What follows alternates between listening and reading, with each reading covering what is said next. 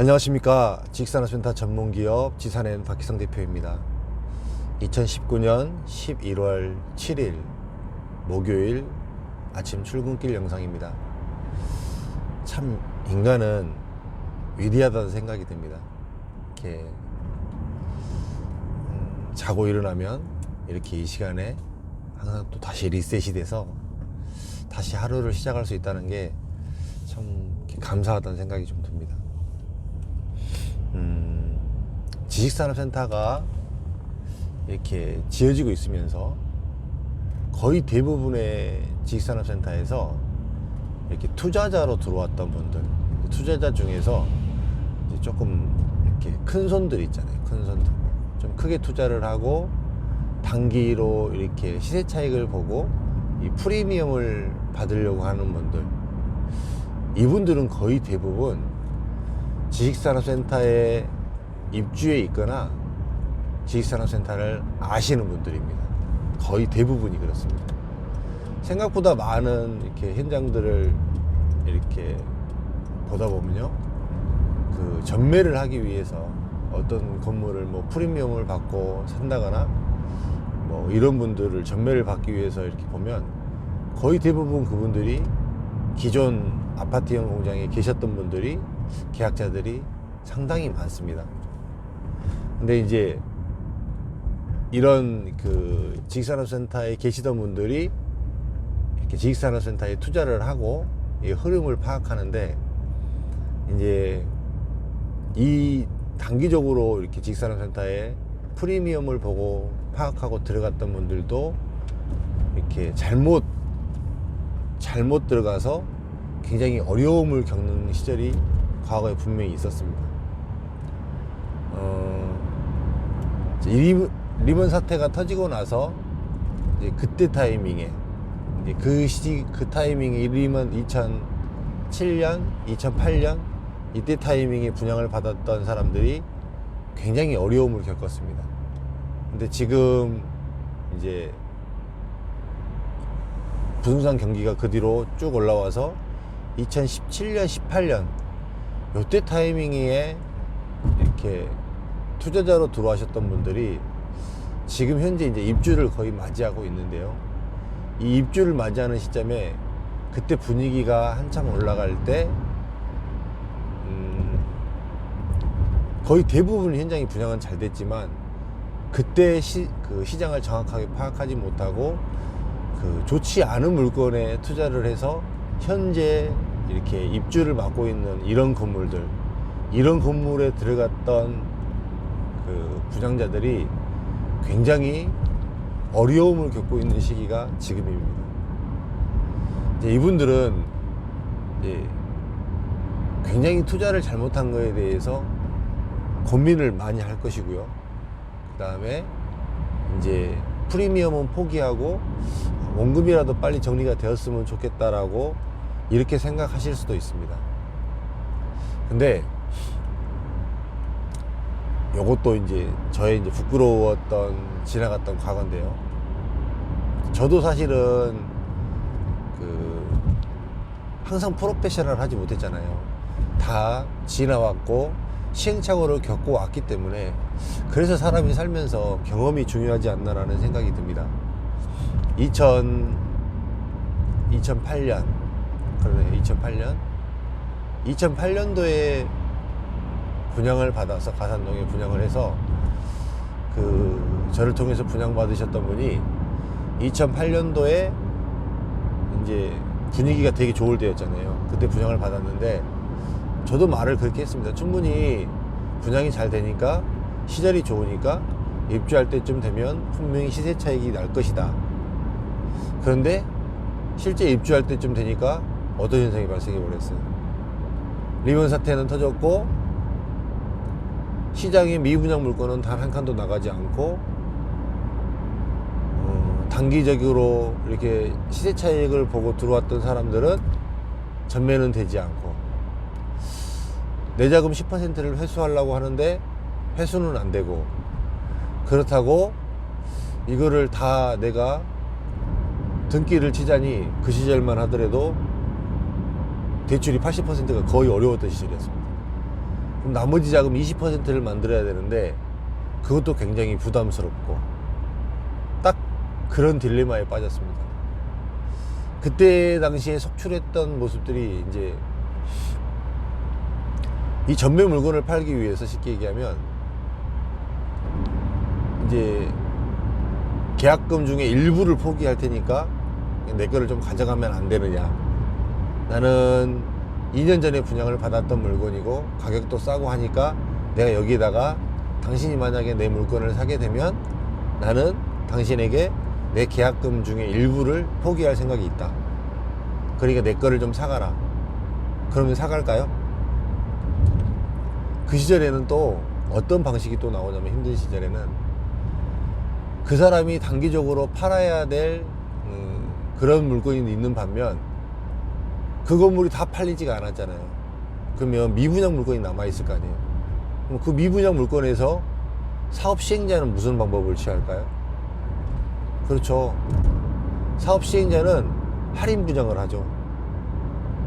기분양자 입장에서는 유쾌하지 않죠. 왜 너 할인 분양하냐. 나는 아직도 내 것도 정리를 못했는데. 그거는 그 분양받았던 사람 입장인 거고요. 할인 분양을 하게 되면 기존에 분양받았던 사람들의 물건이 나갈까요? 안 나갈까요? 안 나가죠, 절대. 기존에 분양받았던 사람이 아무리 뭐 싸게 받았고 자기 거를 일부를 계약금을 이렇게 포기하는 상황이 생기더라도 시행사에서 할인 분양하는 것만큼보다 메리트가 없기 때문에 사는 사람은 할인 분양을 사려고 하죠. 더더군다나 중간에서 이 분양을 소개해 주는 사람이 다른 사람 거를 이렇게 뭐 다른 사람 물건을 정리를 해주게 되면 본인이 받을 분양 수수료가 적기 때문에 할인 분양 쪽으로 더 집중을 하게 됩니다. 그래서 절대로 이 전매를 해야 하는 물건이 정리가 되지 않습니다. 그러면 어떻게 될까요? 그 사람은 나머지 20% 부분을 더해서 등기를 치든지 아니면 계약금을 포기하고 계약 해지를 요청하든지 거의 이런 상황으로 진행이 됐습니다. 거의. 그럼 지금 시장은 지금 그게 어떻게 됐을까요? 지금은 그때보다 조금 상황이 나은 게 뭐냐면 대출 인식 자체가 80%는 기본 대출이 인식이 됐어요. 그러면 좀 회사가 괜찮은 회사 같으면 10%는 이미 들어가 있기 때문에 뭐 10%나 추가 5% 정도만 더 준비를 하면 등기를 치고 부동산을 취득을 해서 일단은 머리는 아프지만 가져갈 수 있는 상태는 됩니다. 근데 그 시절에는 그러지 못했어요. 많은 사람들이 계약금을 날렸고 또 손해를 많이 봤죠. 지금 그런 시절이, 그런 상황이 지금입니다. 이 투자자들 입장, 투자자들, 이 지식산업센터를 가장 잘 안다고 하는 이 투자자들, 지식산업센터에 근무해 봤고 지식산업센터 안에 있었던 사람들, 그런 사람들이 이제 그 투자자들 부류도 스터디를 하지 않고 시대적 흐름을 보지 않고 부동산 분위기에 휩쓸려서 들어왔던 사람들이 이러한 경우가 생깁니다. 그때 당시에 좀 잘 투자했던 사람들, 입지가 좋았던 사람들, 그런 사람들이 지금 프리미엄을 받는 경우는 굉장히 선택을 잘한 사람들입니다. 지금 프리미엄을 받고 거래를 하는 사람들. 근데 지금 시장은 프리미엄을 주고 거래하기가 어지간한 건물이 아니고는 쉽지 않다라는 거예요. 이해되시죠? 역으로 따져보면 어떤 상황이냐면 거의 대부분의 현장은 프리미엄이 없이 진행이 될 것이고, 프리미엄이 있이 진행이 된다라는 이야기는 그 부동산에 입주하는 물건이 상당히 경쟁력이 있는 물건이다라고 이렇게 봐도 거의 무방합니다. 제가 봤을 때는.